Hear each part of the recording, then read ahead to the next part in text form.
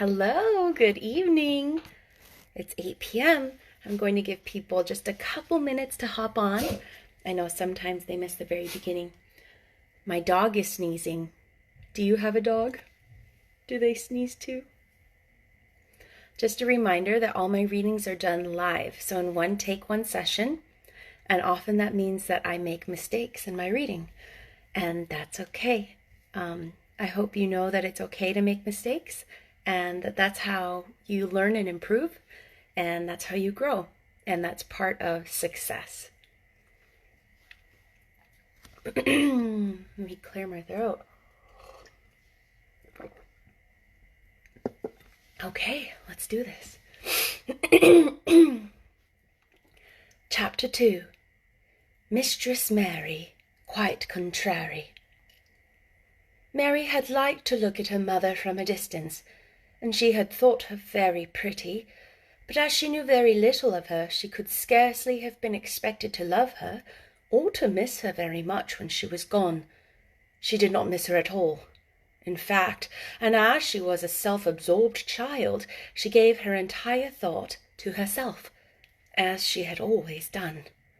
If she had been older, she would no doubt have been very anxious at being left alone in the world, but she was very young, and as she had always been taken care of, she supposed she always would be.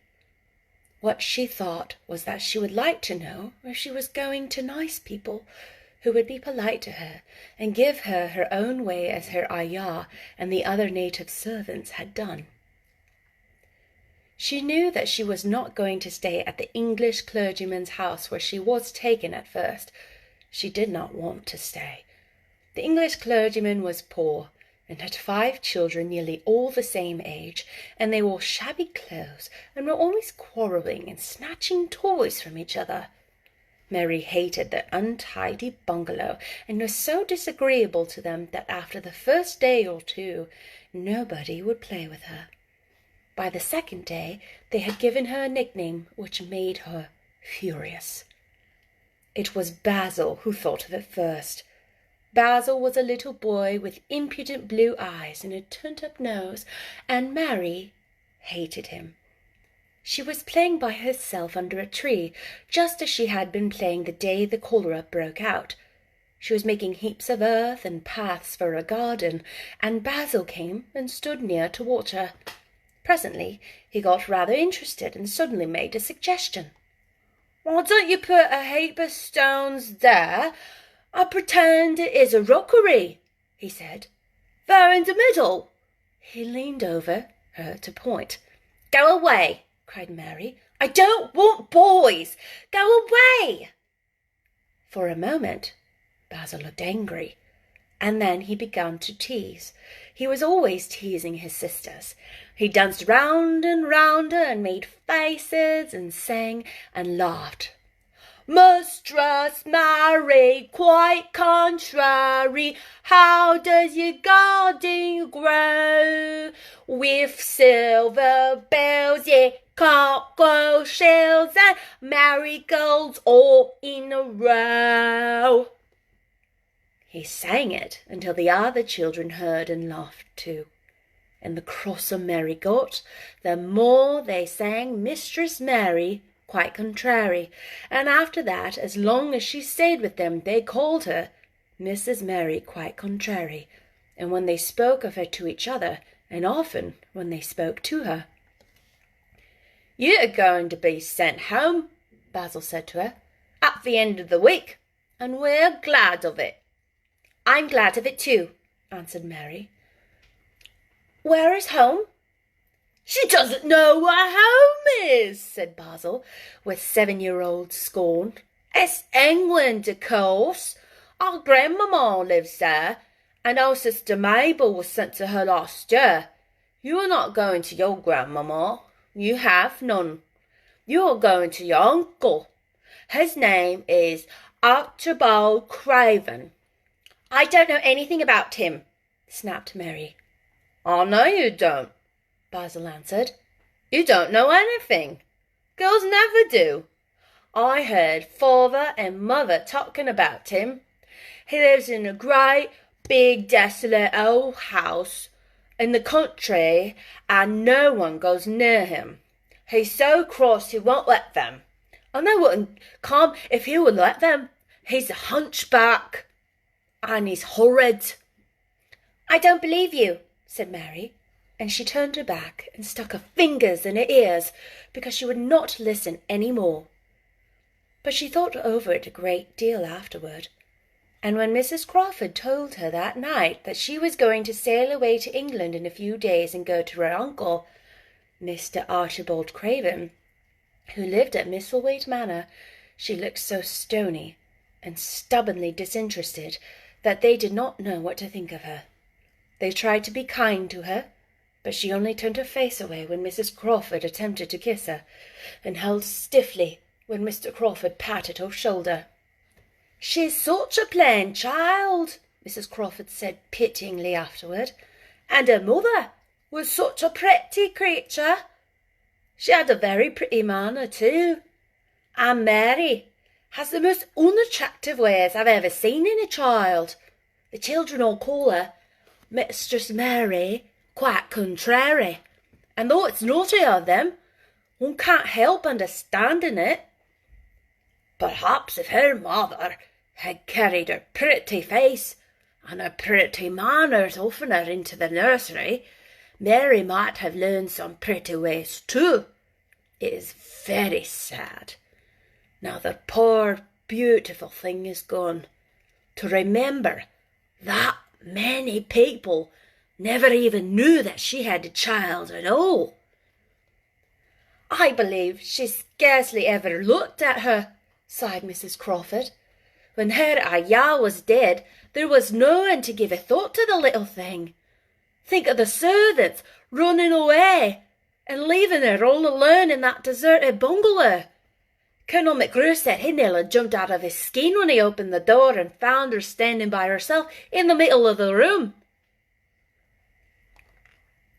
Mary made the long voyage to England under the care of an officer's wife who was taking her children to leave them in a boarding school. She was very much absorbed in her own little boy and girl, and was rather glad to hand the child over to the woman Mr. Archibald Craven had sent to meet her in London. The woman was his housekeeper at Misselthwaite Manor, and her name was Mrs. Medlock. She was a stout woman with very red cheeks and sharp black eyes. She wore a very purple dress, a black silk mantle with jet fringe on it, and a black bonnet with purple velvet flowers which stuck up and trembled when she moved her head. Mary did not like her at all, but as she was very seldom liked, people there was nothing remarkable in that. Besides which it was very evident Mrs. Medlock did not think much of her. "My word! She's a plain little piece of goods," she said, "and we'd heard that her mother was a beauty. She hasn't handled much down of her own, has she, ma'am?" "Perhaps she will improve as she grows older," the officer's wife said good-naturedly. "If she were not so sallow and had a nicer expression, her features are rather good. Children alter so much."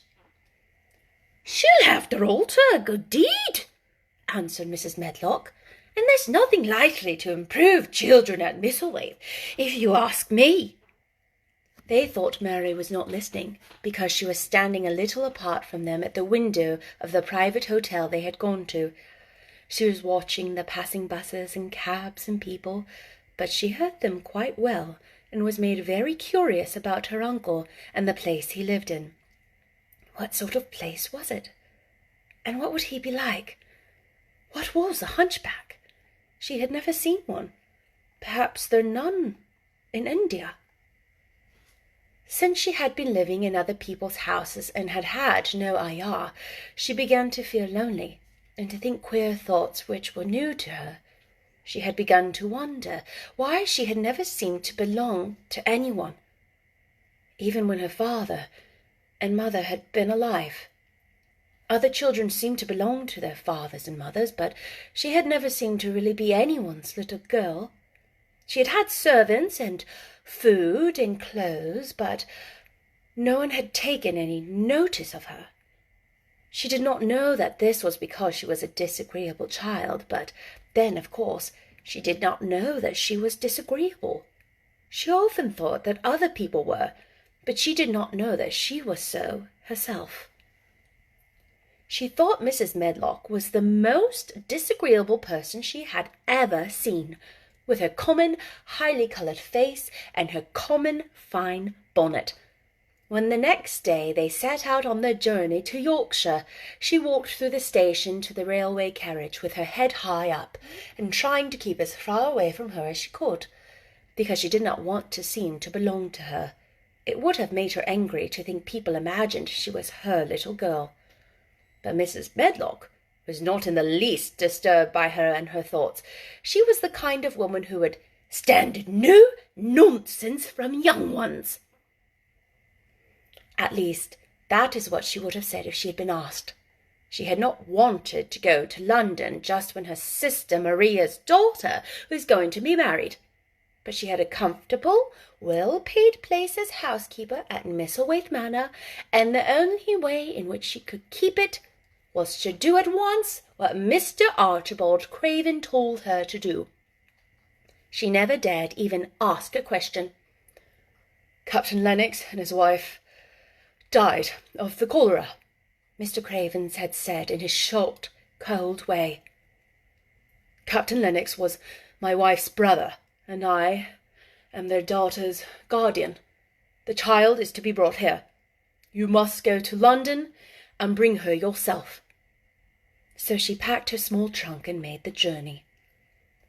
Mary sat in her corner of the railway carriage and looked plain and fretful. She had nothing to read or to look at, and she had folded her thin little black-gloved hands in her lap. Her black dress made her yellow skin look even yellower, and her limp light hair straggled from under her black crape hat. "A more Maud-looking woman I've never seen in my life," Mrs. Medlock thought. Maud is a Yorkshire word and means spoiled and pettish. She had never seen a child who sat so still without doing anything. And at last she got tired of watching her and began to talk in a brisk, hard voice. "I suppose I may as well tell you something about where you were going to," she said. "Do you know anything about your uncle?" "No," said Mary. "Never heard your father and mother talk about him?" "No," said Mary, frowning. She frowned because she remembered that her father and mother had never talked to her about anything in particular. Certainly that they never told her things. "Humph!" muttered Mrs. Medlock, staring at her queer, unresponsive little face. She did not say any more for a few moments, and then she began again. "I suppose you might as well be told something to prepare you. You are going to a queer place." Mary said nothing at all, and Mrs. Medlock looked rather discomfited by her apparent indifference. But, after taking a breath, she went on. "Not but that it's a grand big place in a gloomy way, and Mr. Craven's proud of it in his way, and that's gloomy enough too. The house is 600 years old, and it's on the edge of the moor, and there's near 100 rooms in it, though most of them shut up and locked, and there's pictures of fine old furniture and things that's been there for ages. And there's a big round park and gardens and trees with branches trailing to the ground. Some of them—" She paused and took another breath. "But there's nothing else," she ended suddenly. Mary had begun to listen in spite of herself. It all sounded so unlike India, and anything new rather attracted her. But she did not intend to look as if she were interested. That was one of her unhappy, disagreeable ways. So she sat still. "Well," said Miss Medlock, "what do you think of it?" "Nothing," she answered. "I know nothing about such places." That made Mrs. Medlock laugh, a short sort of laugh. "Ha!" she said. "But you are like an old woman. You don't care." "It doesn't matter," said Mary, "whether I care or not." "You are right enough there," said Mrs. Medlock. "It doesn't. What you're to be kept at Misselthwaite Manor for, I don't know, unless it's the easiest way. He's not going to trouble himself about you, that's sure and certain. He never troubles himself about no one." She stopped herself, as if she had just remembered something in time. "He's got a crooked back," she said. "That set him wrong. He was a sour young man and got no good of all his money in big place till he was married." Mary's eyes turned, in spite of her intention not to seem to care. She had never thought of the hunchback's being married, and she was a trifle surprised. Mrs. Medlock saw this, and as she was a talkative woman, she continued with more interest. This was one way of passing the time, at any rate. "She was a sweet, pretty thing, and he'd have walked the world over to get her a blade of grass she wanted. Nobody thought she'd marry him, but she did, and people said she married him for his money. But she didn't. She didn't, positively. When she died—" Mary gave a little involuntary jump. "Oh, did she?" she exclaimed, quite without meaning to. She had just remembered a French fairy story she had once read called Riquet à la Houppe. It had been about a poor hunchback and a beautiful princess, and it had made her suddenly sorry for Mr. Archibald Craven. "Yes, she died," Mrs. Medlock answered, "and it made him queerer than ever. He cares about nobody. He won't see people. Most of the time he goes away, and when he's at Misselthwaite, he shuts himself up in the west wing and won't let anyone but Pitcher see him. Pitcher's an old fellow, but he took care of him when he was a child, and he knows his ways." It sounded like something in a book, and it did not make Mary feel cheerful. A house with 100 rooms, nearly all shut up and with their doors locked. A house on the edge of a moor, whatever a moor was, sounded dreary. A man with a crooked back, who shut himself up also.